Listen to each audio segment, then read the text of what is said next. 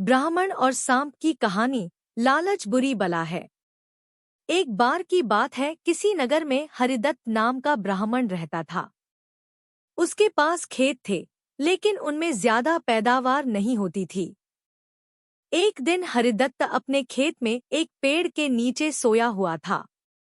जैसे ही हरिदत्त की आंख खुली, उसने देखा कि एक सांप अपना फन फैलाए बैठा हुआ है। ब्राह्मण को एहसास हुआ कि यह कोई साधारण सांप नहीं है, बल्कि कोई देवता है। ब्राह्मण ने निर्णय लिया कि वह आज से इस देवता की पूजा करेगा। हरिदत्त उठा और कहीं से जाकर दूध ले आया। उसने मिट्टी के बर्तन में सांप को दूध पिलाया। दूध पिलाते समय हरिदत्त ने सांप से क्षमा मांगते हुए कहा कि हे देव, मैं आज तक आपको साधारण सांप समझता रहा, मुझे माफ कर दीजिए। अपनी कृपा दृष्टि से मुझे बहुत सारा धन धान्य प्रदान करे प्रभु। ऐसा कहकर हरिदत्त अपने घर वापस आ गया। अगले दिन जब वह अपने खेत पहुंचा, तो उसने देखा कि जिस बर्तन में उसने कल सांप को दूध पिलाया था, उसमें एक सोने का सिक्का पड़ा हुआ है। हरिदत्त ने वो सिक्का उठा लिया। अब हरिदत्त रोज सांप की पूजा करने लगा और सांप रोज उसे एक सोने का सिक्का देने लगा। कुछ दिन बाद हरिदत्त को दूर किसी देश जाना पड़ा, तो उसने अपने बेटे से कहा कि तुम खेत में जाकर सांप देवता को दूध पिला आना।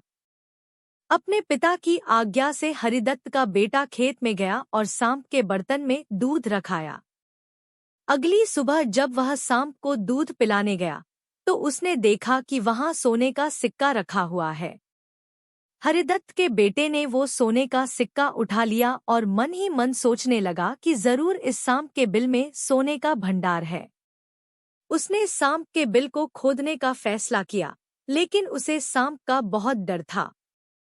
हरिदत्त के बेटे ने योजना बनाई कि जैसे ही सांप दूध पीने आएगा, तो वह उसके सिर पर लाठी से वार करेगा, जिससे सांप मर जाएगा।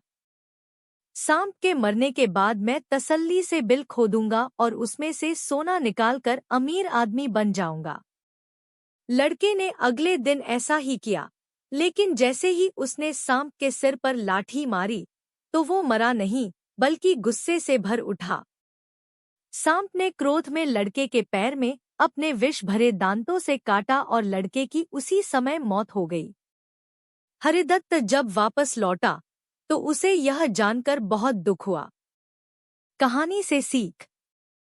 बच्चों, लालच का फल हमेशा बुरा होता है, इसीलिए कहते हैं कि कभी लालच नहीं करना चाहिए। हमारे पास जो भी हमें उसी से संतोष करना चाहिए और हमेशा परिश्रम करते रहना चाहिए।